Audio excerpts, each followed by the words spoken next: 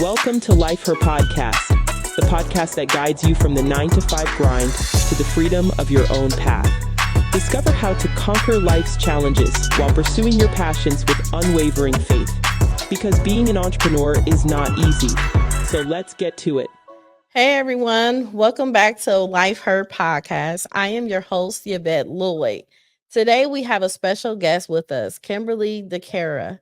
And Kimberly is a powerhouse in the world of startups, of entrepreneurship, serving both lawyer and also CFO, which is like super amazing.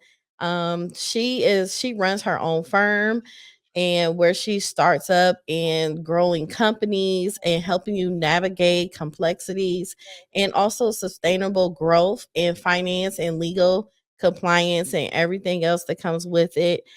Kimberly is going to be the abundance of insights and also the stories of practical tips and everything about ensuring your growth and your purposeful and you're finding your why within avoiding getting burned out and basically in like the personalization of your entrepreneurship path. So today we have the amazing Kimberly with us. Hey, Kimberly. Hello, how are we doing today? I'm doing good. It's nice Awesome. seeing you. Thank you for being on my podcast show. I really appreciate you. Oh, you're welcome. I'm happy to be here and talk to you and hopefully share some fun stories that your listeners can connect with and learn something from. Yes, definitely. So before we get into your profession and everything that you do right now, I want to know, how did you become a lawyer? When did that all come about? Did you always know that you were going to be a lawyer, or was just something that snuck up on you and you like, okay, I'm just going with the flow? Now, it was pretty much, I knew from early on, probably middle school, that I wanted to be a Oh lawyer. wow. So like during high school, I did like mock trials and the mock United Nations type of, political things. Read all the John Grisham books, like when they came out. That was, popular back then because, I'll show my age. And basically that I knew that's what I wanted to do.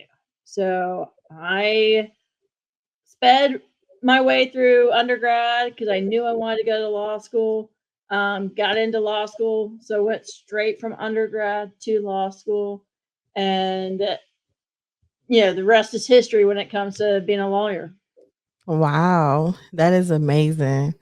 So, one of my questions to you is, how do you guide your clients into setting realistic achievements as far as their growth goals? Because I know you help people start up their businesses in a Yep. beginning process.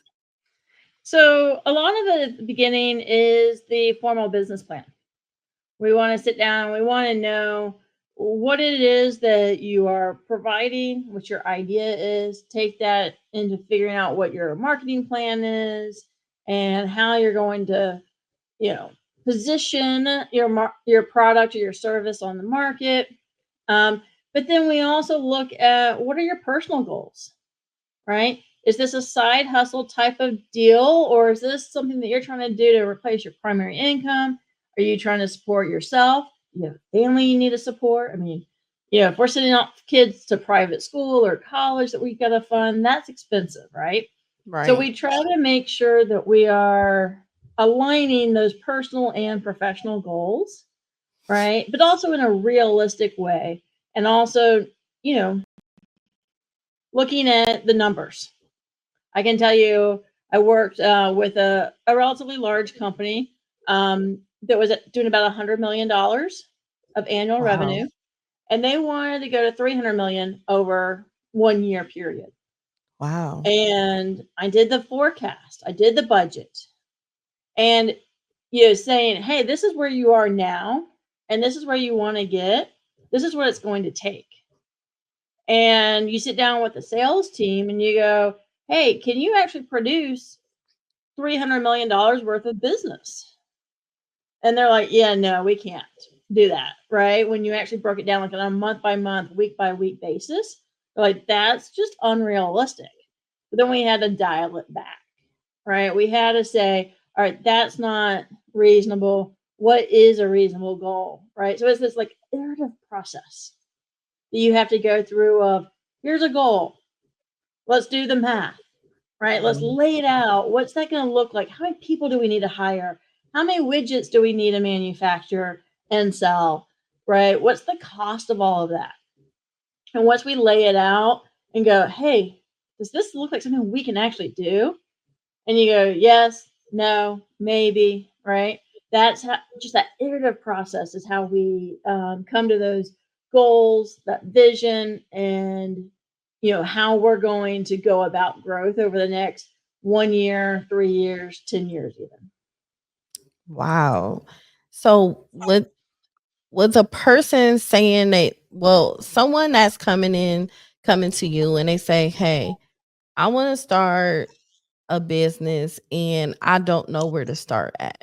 So I know you start off with a business plan and you start off with their goals, but how can you know that they are actually sure this is something they really want to do? Because sometimes people will go from a 9 to 5 and they say they want to start a business, but then that reality set in and you're going to work just as hard, as you do the 9 to 5. So how would you actually narrow down everything to basically see if that person is really ready for something so important and valuable? It's going to start with the mindset, right? Where are you mentally going into this? If you say that you're going to work as not as hard as you did in the 9 to 5, I'll say you're actually going to work a lot harder, right? Mhm. Not only that, the emotional burden, right? As you're worried, where's my next paycheck coming from? Am I going to be able to put food on the table, pay my mortgage? Am I going to be able to pay my employees, right? As you start taking on that stress, especially as you get bigger and bigger, right? Mo money, mo problems, right? We're Oh, going to be yeah. right. That's a lot of stress on an entrepreneur, right? And to be honest, there are a lot of people that are not built for that, right? Mhm. So I try to have those tough conversations very early on because I don't want to see you wasting your time, your money, and perhaps even damaging your health if it's not going well, right? That's The true. stress can get to you. So, yeah, those tough conversations, a lot of coaching, right? As much as I am a lawyer and a CFO, I'm also very much a business coach, right? And saying, hey, maybe this isn't for you, right? And I've had to do that with quite a few clients that, now we're looking at trying to dissolve a company and unwind everything that we're doing and let them go back to being a high performing individual in a company. Wow. So, I know you mentioned a lot about being an entrepreneur and avoiding from getting burned out. Why do you believe that entrepreneurship isn't for everyone? And what are the key indicators for someone that might not be ready for this path? So I typically think that we come up with great ideas while we're working, Yeah. right? You see things that you want to improve or you think you can do better, right? Or there's this like widget that you need to build because you have a problem in your workplace, right? That's how most people kind of come into entrepreneurship is that they see something, they see a problem, they're going to fix it, right? And those are actually going to be the best entrepreneurs, right? Mhm. You've got a mission, you've got something, hey, here's a problem, I've got a solution, right? You've got a built-in market and you know the subject matter of what you're trying to sell, right? You know those pain points because you were there in it. So a lot of times I don't think that you should do entrepreneurship right out of school, right? When you're a baby, at least in the working world, right? Right. Because you haven't seen the problems, right? You don't know what the solutions are. You don't know how to connect with the people that you're going to be selling to. Um, and that's the big thing, right? Is, do you have a problem that you can solve? Right. That's really the key to any successful entrepreneur. That's true. That is true. So we have that they come in and they basically, you go through a mindset thing, and then you do the goals, then you do the business plan with them. What is like one of the next steps that you do so that people can actually grasp enough understanding on the important things that you do as a lawyer and a CFO for Right. business owners? So one of the early things that I want to do is the very basic legal structure, right? If you are going to be starting an LLC or a corporation, let's get that in place. It's much easier if we're doing that at the beginning, right? LLCs, corporations, they're not expensive to set up, right? We can do that pretty easy. But then you're setting up your bank accounts, you're getting your EIN, contracts that you're signing are all in that company name, so that later on, when you're making the big bucks, right, you're not trying to set all that up then, right? You're not trying to Right. change things over. Um, Depending on what type of business it is, I would also, like if you're making something, a widget of any sort, is to do some kind of patent search. Yeah. Make sure that somebody else hasn't beat you to the punch, right? That you're not going to end up with an infringement lawsuit, right? Because we don't want to go through all this process of creating a business, start making some money, and then you get the attention of some big wig from some big, Yeah. Fortune 500 company that's got this unlimited legal budget to come after you, right? Mhm. So we do want to do some kind of due diligence to make sure that we can actually do whatever it is that we want to do, right? Yeah. And And you then, yeah, we get started, and it's very lean at the very beginning, right? Yes. Yes. It's a lot that you do in the very beginning. And you know what's so crazy, Kim, is that I was on TikTok one day and this All girl good ideas come from TikTok. yes. So this girl, she had her name, I don't know, I want to say Sierra Mist, maybe was her Mhm. name. It was something like that. But I know she had the word mist in it. And I guess one of the brands, I think it was like the actual pop company or something like that, Mhm. they wanted her to remove her name. And they Mhm. didn't want that at her name because they said it was theirs, it was trademarked or whatever the case may be.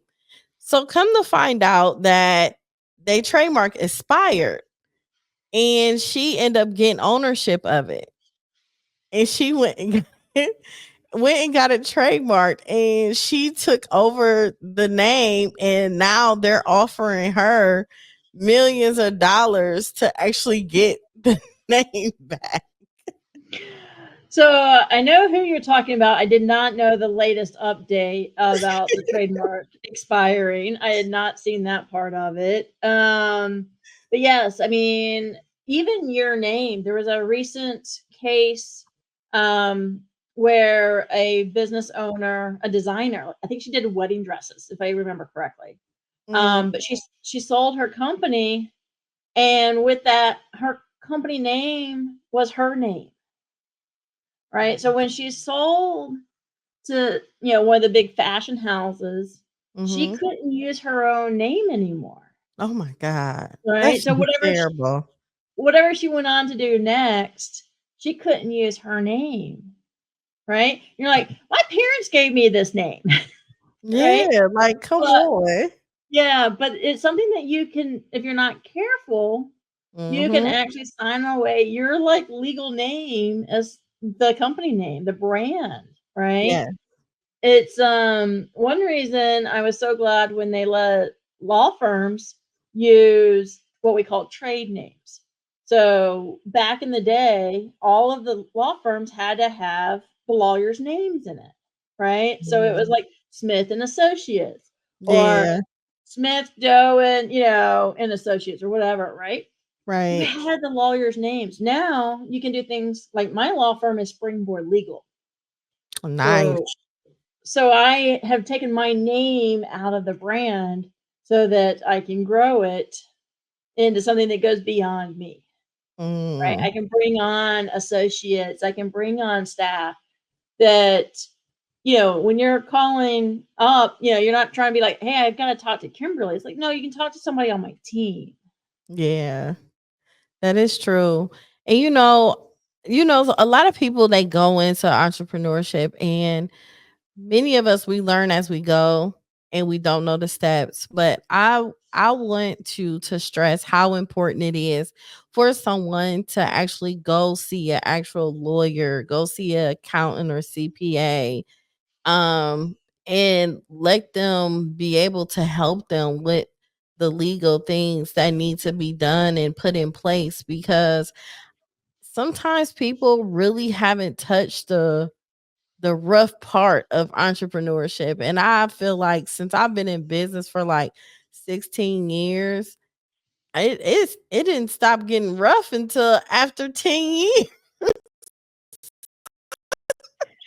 You know, if it ever stops being rough, truly rough, Yeah. then you're not paying attention, right? You're not Okay. growing, you're not stretching and pushing yourself in your business, right? If it's ever boring, you're probably making mistakes. Just gonna put it Mhm.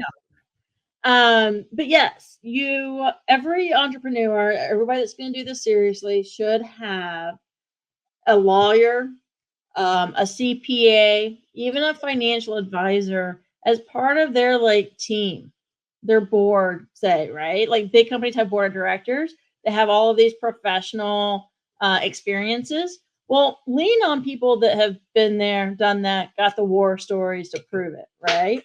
Mhm. Um, and I know a lot of people are going to be very scared at the beginning to go and get the professionals, right? They're going to be like, Yeah. I can't afford that.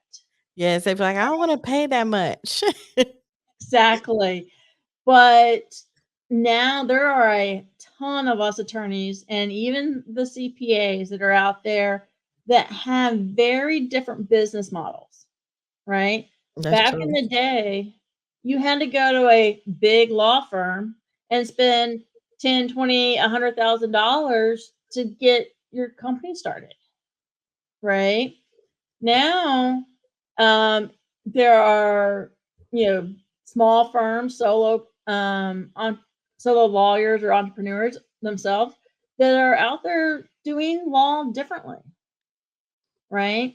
And so they're much more affordable, right? And even industry specific, right? So if you want to be in, I spent time in the logistics world, spent time with law firms, right? Software companies.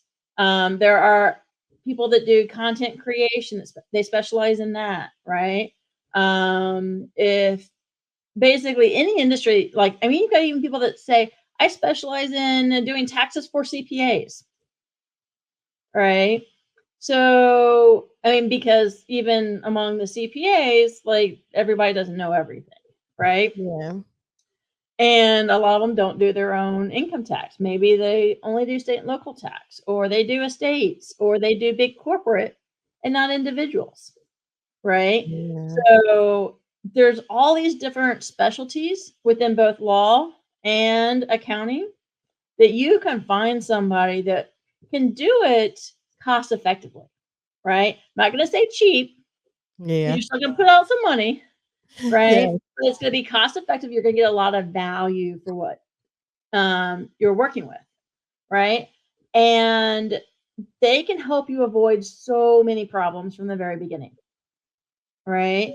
Everything from making sure that you are set up to make your taxes easier, right? Let's do your bookkeeping.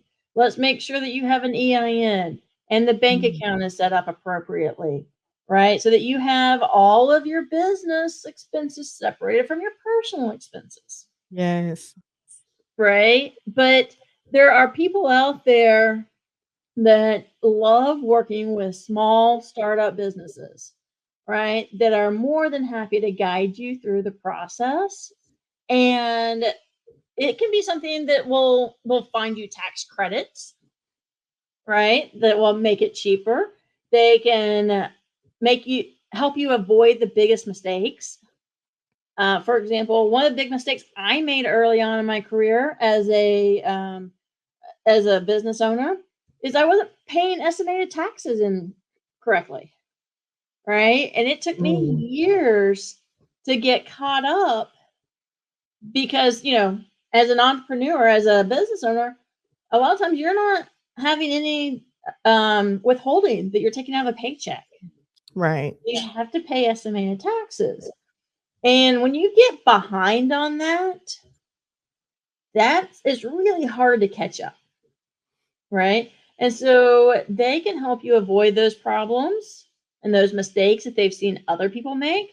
And if you do make them, it's not the end of the world, right? They can guide you through the process of how do you fix this.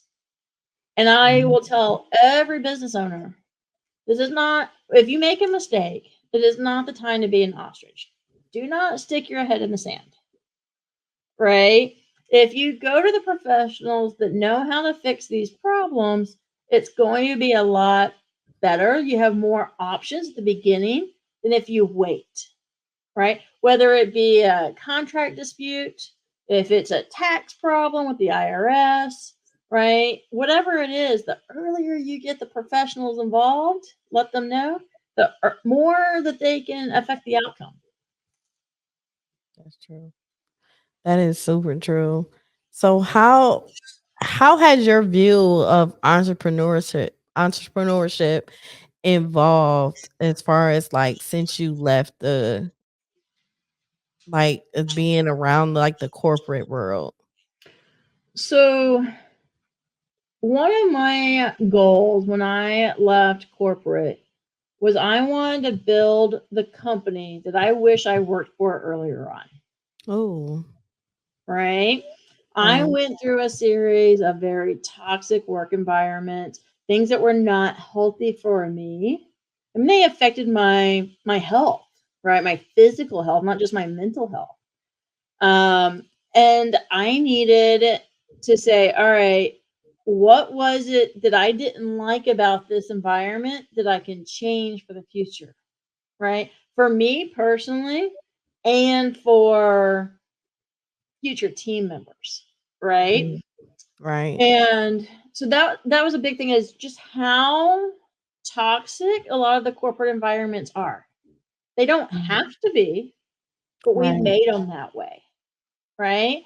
And we can do business differently, right? We can do it where we are supportive of each other. We have time off, right? I mean, working in law and finance, I need to give my brain a rest, right? I have to take time off. We like to say, oh, you're just sitting behind a desk all day, right? And I work from home most of the time. Like, I don't even have a Mhm. commute.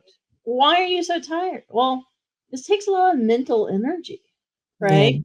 it And does. when you're using your brain just as much as when you're using your body in physical labor, you've got to give your body a break, right? And that's something that Mhm. we don't do. I mean, I was working 80 hours a week, right? And I I will admit I have like a traumatic response when I hear the teams um like call sound, right? Wow. Um because we use Teams in that company and it was 24/7. I was getting messages and it left me, in a really bad spot. So that's a big part of what I'm doing and why I'm doing it. Wow.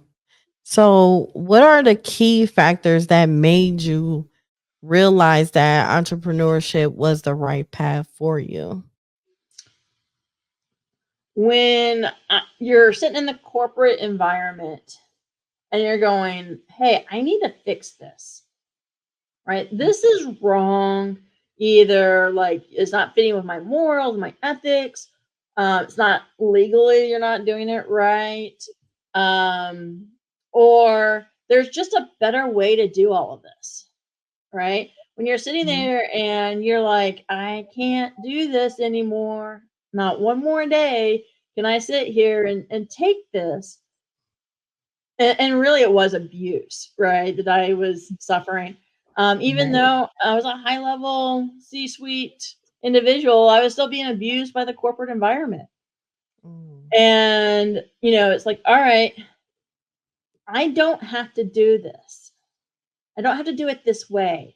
I can do it my way and be successful. Right? Mm. That was when you're sitting there and you're having those conversations with yourself, your family, your friends, even some of your coworkers, and you're going, this isn't right. I need to get out of here. And then you get out and you look around and you go, eh, everybody else is doing it the same way as they were. Yeah. Right. And you're like, you couldn't find the size company that could pay me what I wanted to make. Right. That had the same philosophy. Right. Mm. So I had to take a step back and reevaluate everything that was going on and say, all right, what do I like working on? What kind of projects? What kind of people do I like working with? How do I work with more of those people? Right. And so I came up with a business model that worked for me. Mm. That is great. And it's nothing like someone actually knowing what works for them, because sometimes it takes people a very long time to actually figure out what works for them, because sometimes they still find themselves stuck in their ways and not willing to actually make those proper changes to make them better. And for you to either even just admit that and take accountability of it, that is huge for you to be an entrepreneur yourself and a lawyer behind that and everything. And I personally, I'm not trying to speak for you, but that goes to show how passionate you are with your clients, because you can learn from them too. Oh, I learn from my clients every day. They come at me with such great ideas or different ways, different approaches to Yes. things. Because the way that I work with my clients, you'll typically think of, okay, as a lawyer, you're outside counsel, we just come to them on one offs, but that's not the Mhm. way I work with my clients. So, as a fractional general counsel, I'm very much like would be a full time general counsel that works in house with you, right? That's going to all of your team meetings and with all of your executive team and really into the strategy. And, anybody in the company has a problem, you can pick up the phone and call the legal team, right? Mm, But I yes. do that with small companies that don't need me full time because hopefully small companies don't have that many legal problems, Right. right? Um, as you grow and you start getting into the commercial contracts and you're selling things, yes, your needs increase, but the high level strategy, I work that way with my clients, Mm. right? So as a fractional general counsel, I still have those very close relationships with the executive team in your key senior, like your VPs and things like that. Yeah. And so, you know, I get that relationship with them, but that means I'm talking to everybody in every department, right? I'm talking to your HR person, I'm talking to your marketing person, I'm talking to your IT person. And whether they're contractors, vendors, or in-house, it doesn't matter because small companies, a lot of times you're still outsourcing a lot of these things. But I Right. learn from all of them, right? Yeah. And that's actually one of the kind of secret weapons when you hire a fractional executive, right? Mm. Whether it be CFO or general counsel, which I do, but also marketing, fractional marketing, or IT, technology, HR, whatever, all the different fractional executives, is that we work with several different companies at one time. So Mm. we bring in the lessons that we learn, not just from our entire career behind us, but what's working right now, Right. right?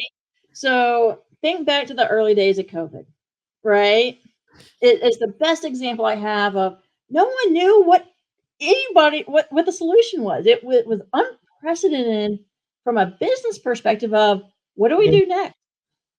How do we keep the doors open and keep money coming in while everything around us is changing? Yeah. Now, especially as a small business, right? It was really hard because you may not have some of the networks that you can lean on to go talk to other people. Like, how are you solving this? But those that had a fractional general counsel or a fractional CFO, basically it's like, hey, if especially ones that were industry specific, right? Is hey, how are other companies handling the same issue? Right? How are other restaurants staying open? How are other law firms still getting clients when you can't go and shake people's hands anymore? Right? How are content creators that are doing travel blogs? How are they keeping content going when you can't travel? It's true. Right? But Yeah. there's still travel blogs out there, right? They Yes. survived all of that, but they had to pivot during that time. And a lot of pop-up communities happened, but in those early days, you didn't know how, right? You didn't know who to turn to. Everybody was still Mm, competing against each other. There wasn't a community of people that were helping each other, mm. right? But the companies that had fractional executives had the secret weapon of, hey, what's somebody else doing that just solved the same problem, right? Yeah. And that's still happening today.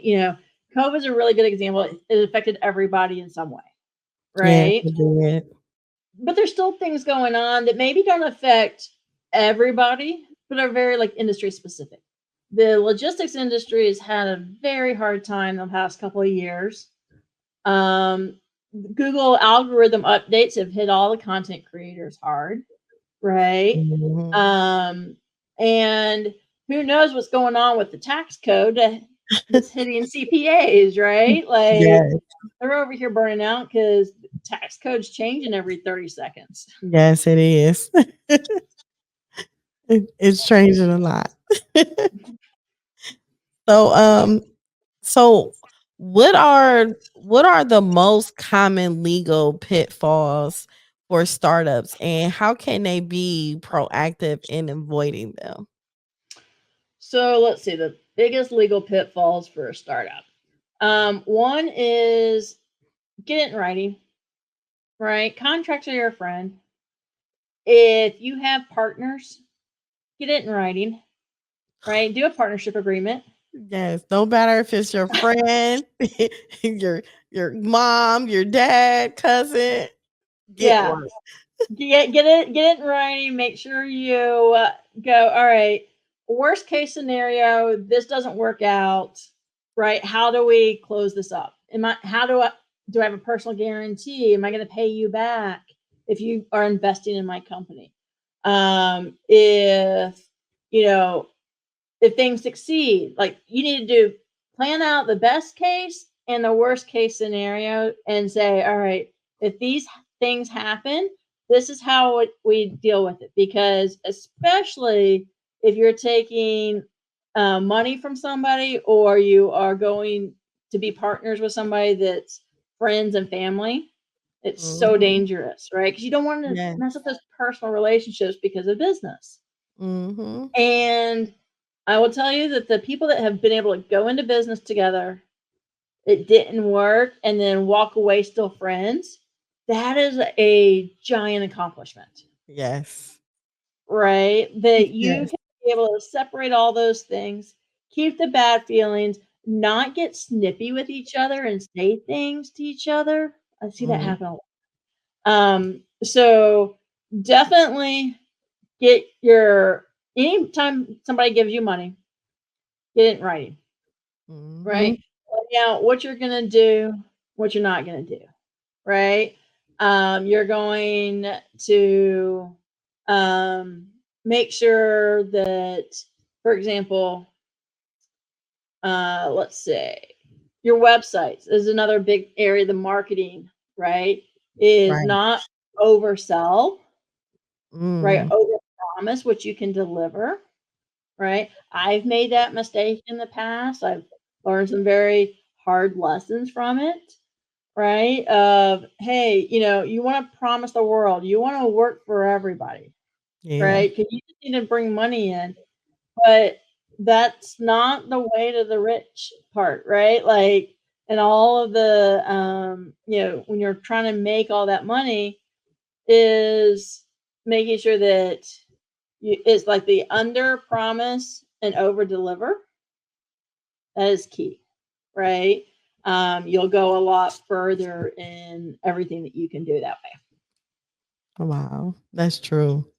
So, one thing, can you share a story of a client who turned their business around through effective and financial and legal strategies?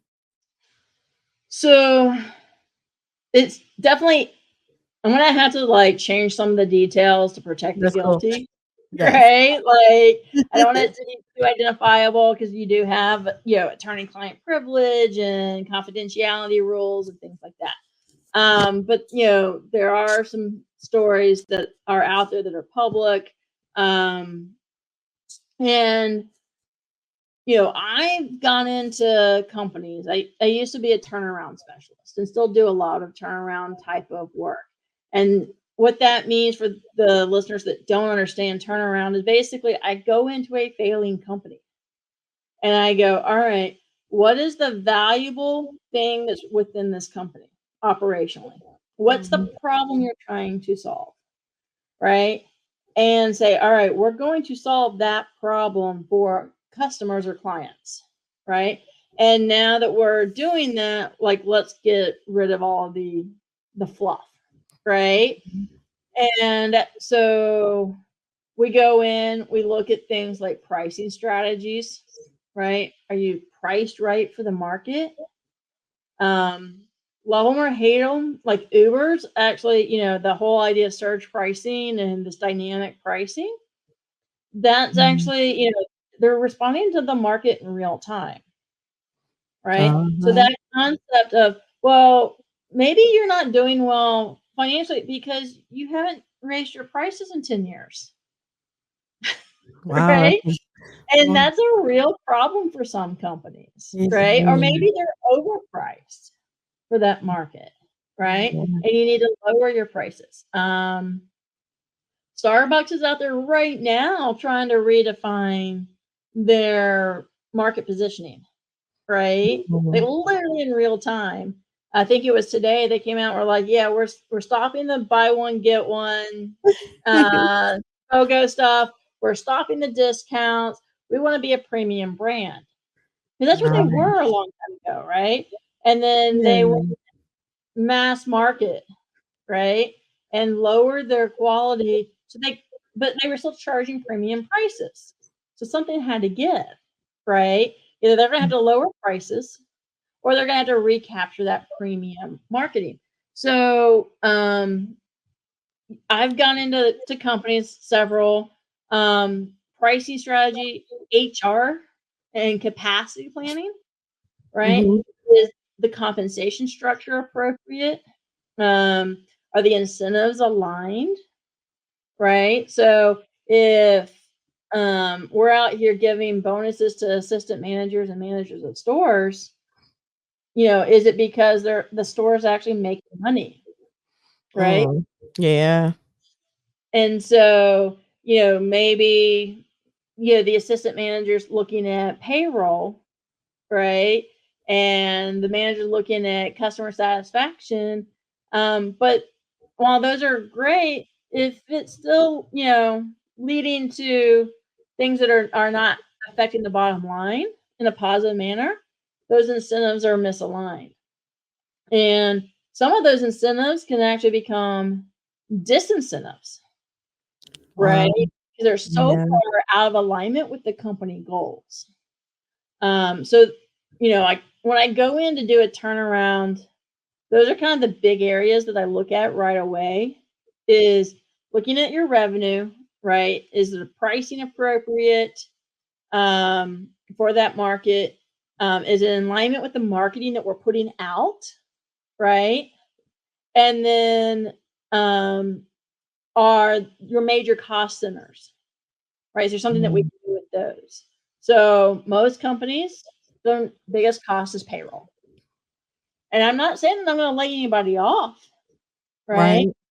But what I'm going to do is make sure that everybody's in the right position to make sure that we're all on the same game plan and aligned so that we're going in the same direction. Right.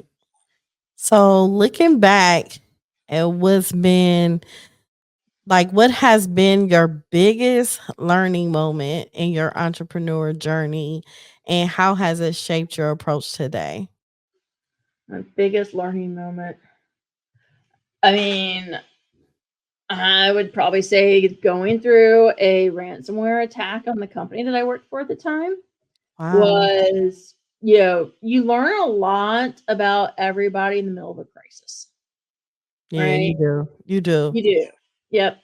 And Mhm. knowing, which people showed up in the middle of the night on the weekend, right, to take care and protect, the company and see them through it, and how people, you how they handled it in the aftermath, Mhm. right? It's not just the days of the immediate crisis, but the trauma after the crisis, Yes, right? And you have to go through that recovery. And are you taking care of your people, right? that's true. And it's not just, hey, we're going to pay you some overtime, right? No.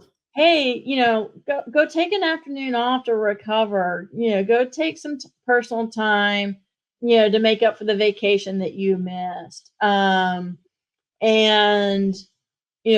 really care for the team. And I think going through that crisis, that's probably the biggest crisis, that like the immediate acute type of crisis that I've had to deal with. I mean, that could have put a sizable company out of business immediately, right? And that has changed a lot of my perspective on a lot of things, personally and professionally, you know, is disaster recovery, disaster preparedness, having those plans in place.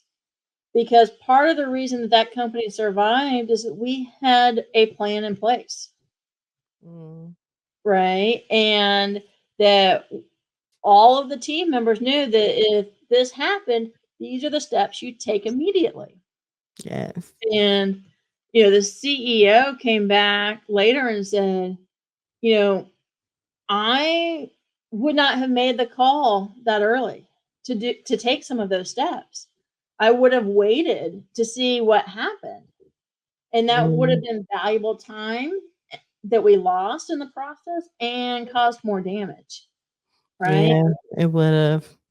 So having those plans for worst case scenarios in place, and we're seeing it right now. I mean, look at the hurricanes, right? I mean, those are some of Yeah, the most worst case scenarios, yeah. right? Fortunately, yeah. And seeing how everybody handled it leading up to it and now after it, there's a lot that we can learn from that, right?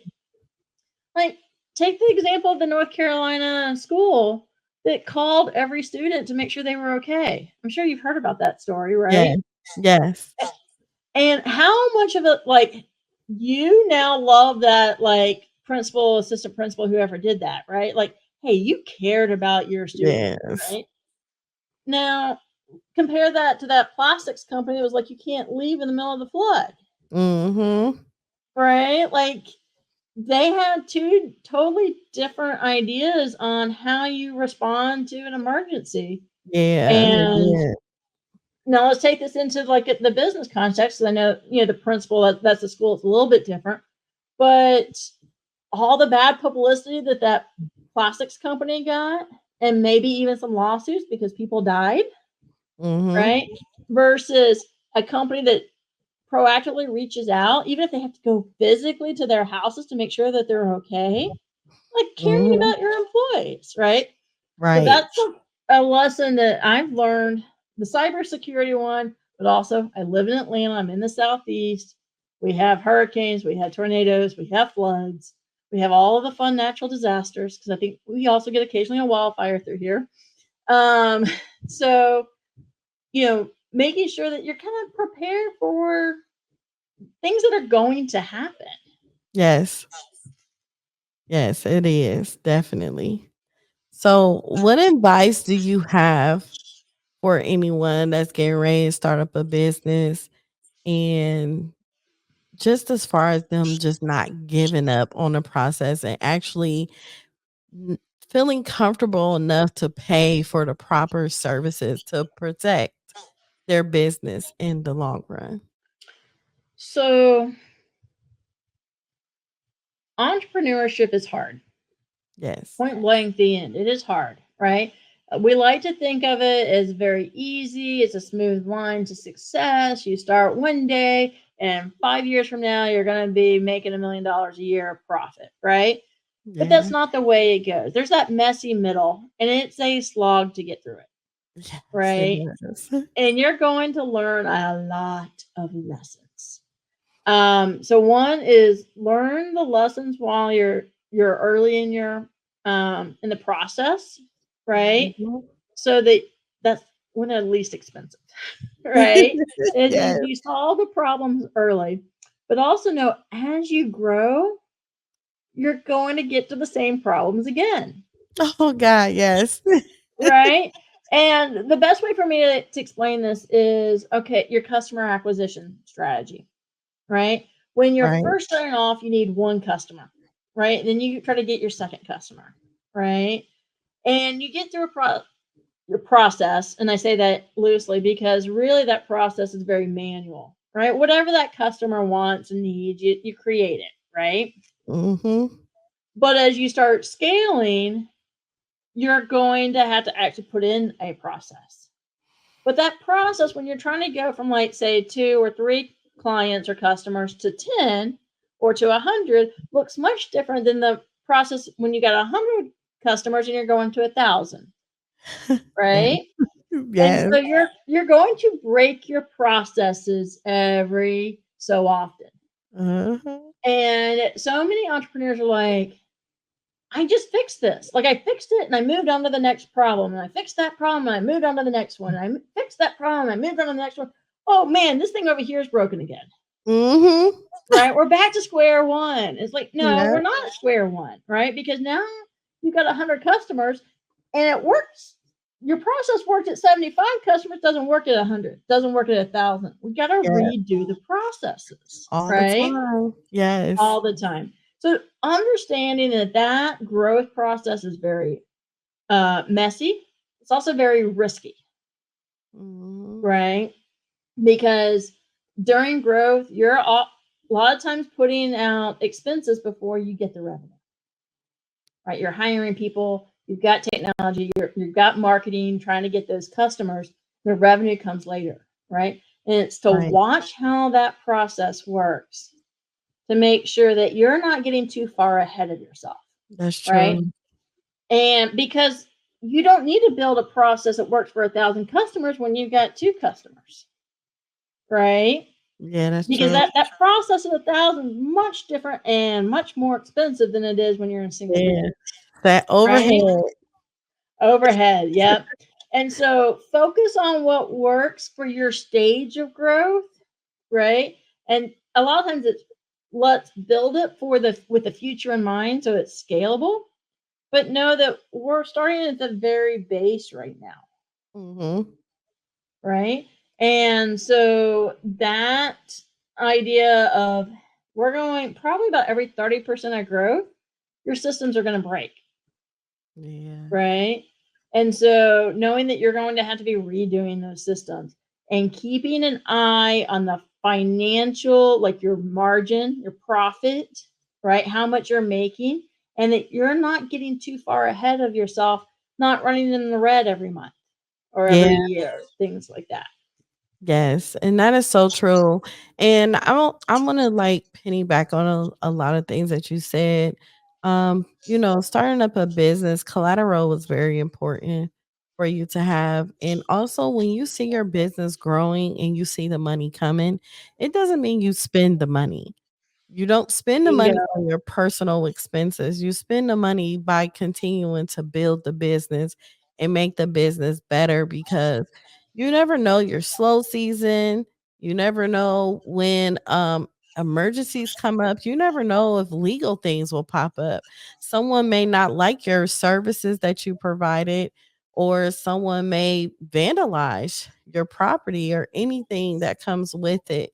So I would like really suggest for a lot of people when they in their business, at least like just take your time your first 10 years to actually just put all the work into it and let the fruits of labor, you will see it later on in the long run because it's a lot that comes with it, and it comes with a lot of stress. It comes with a lot of tears. It comes with happiness, it comes with broken friendships, marriages. It comes with so many things to a point you have to make sure that you are continuing to grow and not be bitter all the time because you don't want your business to be a downfall or nor yourself either. And one of the main things I recommend is just like you have a breakup or grieving in any kind of form or fashion, you should still get counseling even for running a business as well because you're dealing with multiple personalities of yourself that's appearing out of nowhere.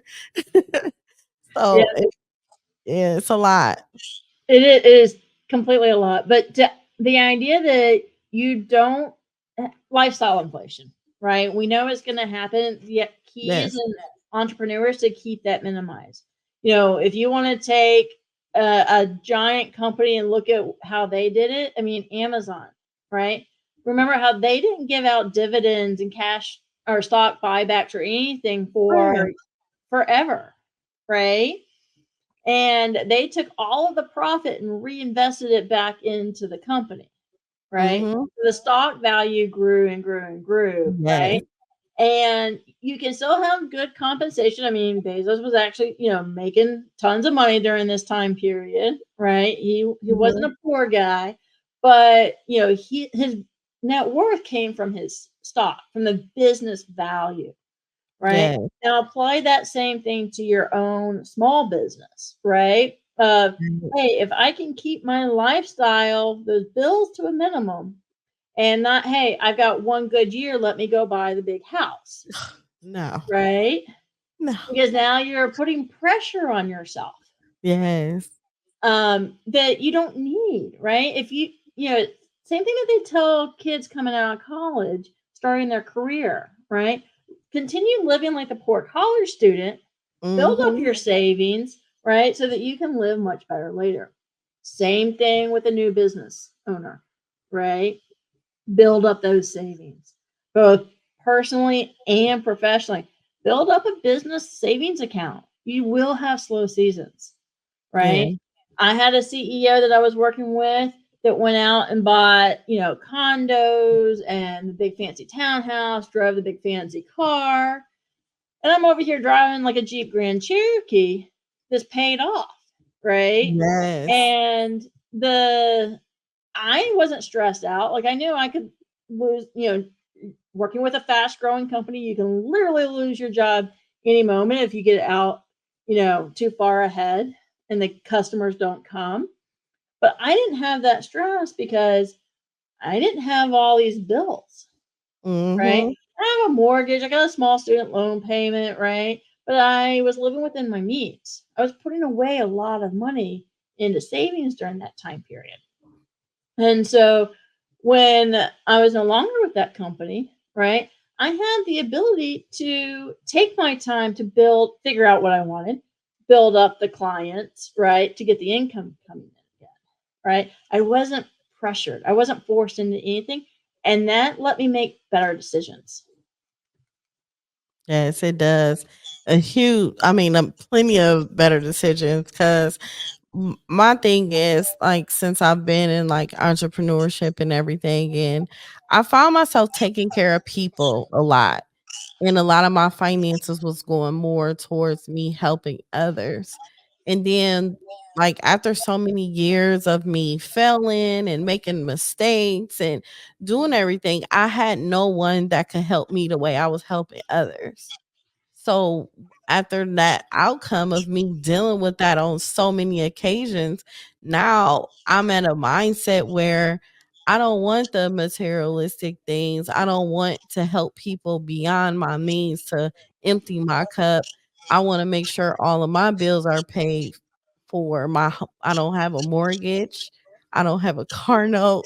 Those things will give you comfortable living, and then later in the long run, you could think about your retirement of different things you can do, because your retirement goes differently when you are entrepreneur and when you're running your own business. You don't you have to manage your money differently and think of different things like IRAs or IULs or different things like that for you to be able to retire and live comfortably in the Mhm. long run. I think people with more focus on the now and wanting so much when you need to think about the end result of you building a legacy and not having so much on your plate as when you become an elder. Yep. One of the things that you said, it triggered something that I don't think a lot of new entrepreneurs, new business owners actually understand. And that this life can be, part of my language, but this can be fucking lonely, Yes. right? Yes. People around you won't understand what you're doing. They may even, say that, doubt you and say you can't do it.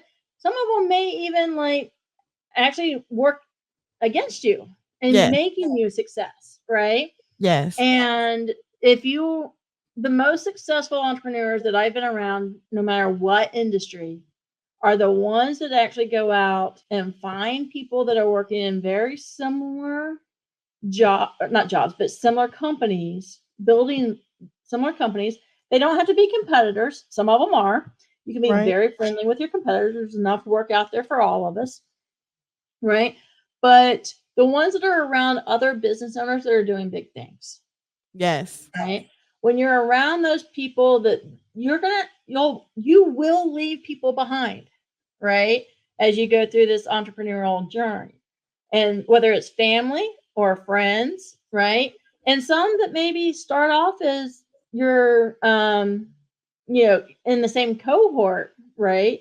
That are on your level. As you grow and scale, you're going to grow and scale at different paces, right? Right. And so that the people that you start with, 3 years from now may not be keeping up with you, and you get to leave them behind, or they're going to leave you behind, Yes. right? Now you may catch up with them along the way again, right? Or vice versa. They'll catch up with you, you'll catch up with them.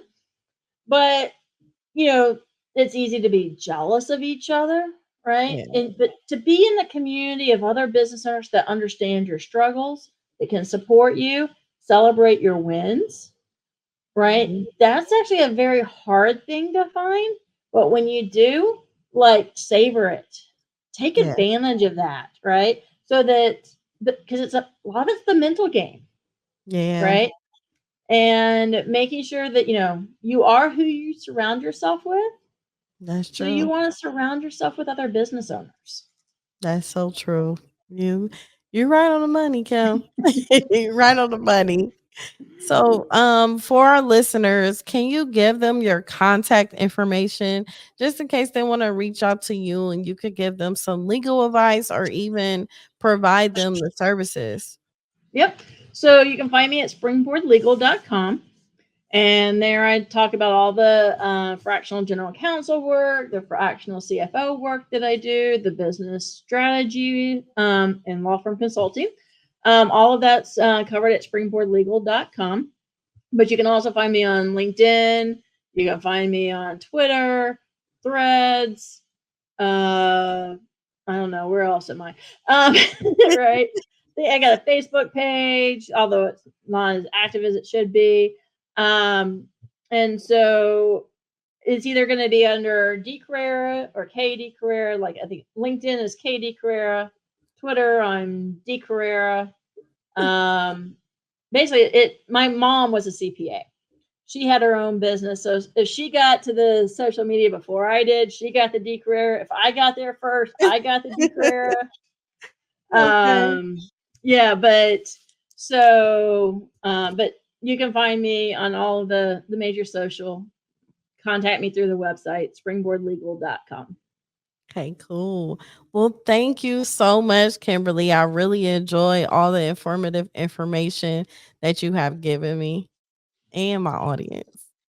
So I've got to leave you guys all with one thing before I leave. Oh, what's that? That is that this year, there is a new requirement for businesses to file a report called the Beneficial Ownership Information Report. And it goes to FinCEN, which is the Financial Crimes Enforcement Network. And basically, you have to disclose who the owners and officers of your company are, and who owns, like if you have partners and you got trust and all this other fun stuff. You have to disclose all of that. For companies that were started before this year, right? So, December 31st of 23 or before, you have to file that report by the end of the year. All right. For companies that were started this year, you have 90 days. Companies that start next year in 25 will have 30 days to file. All right. But this is basically, how many times have you seen on crime shows where they're doing the search and it's like, oh, this is a shell company and we don't know who owns it. This is the idea that they can figure out who owns that. Right. And so I just want to make sure that everybody knows that they had to file this report by the end of the year. And if they don't, there could be some very hefty penalties and fines for not complying with it. But the word hasn't actually gotten out there to everybody. So trying to help spread the word. If you need help with the filing, contact me. We can get it done for a small fee. But, I don't want to scare everybody, but those fines are very, very hefty. Yes, they are. I think it's like $5.50 a day. Yeah, they rack up, and it can be even more than that. So yeah, it's not a difficult form to fill out once you get started. It's pretty self-explanatory unless you have a complicated business structure, right? If you just have your LLC, single member, or two members, not a problem. But if you've got companies that are, nested in subsidiaries and all this other fun stuff, it may be a little bit more complicated to unravel all of that into the form. Yes, that is very knowledgeable. Thank you so much. And ironically, it's so crazy because my bank did it for me. Yep. And I was excited about that. I was like, okay, great. Yeah. If they've got the information, they may offer it. Some CPAs, some are offering it. Some lawyers are offering it. Yeah. It's one of those things that, having to find the right person that can help you. I think a week or two ago, we got emails from the Georgia Secretary of State reminding us, hey, you got till the end of the year to do this, but they can't provide legal advice. So they're just informing you of this. All sorts of fun things like that. So just get it taken care of. Yes. Thank you so much. You're welcome. Thank you. And thank you everyone for tuning in to Life Heard Podcast, where you can learn so much about businesses, entrepreneurship all around across the board, going from a 9-to-5, working for corporate. You can hear any and everything possible of the transparency that a lot of my guests share with us. So please join us and watch Life Heard Podcast on all social media platforms and also all audio platforms. Thank you and have a good night. Welcome to Life Her Podcast, the podcast that guides you from the 9-to-5 grind to the freedom of your own path. Discover how to conquer life's challenges while pursuing your passions with unwavering faith. Because being an entrepreneur is not easy. So let's get to it.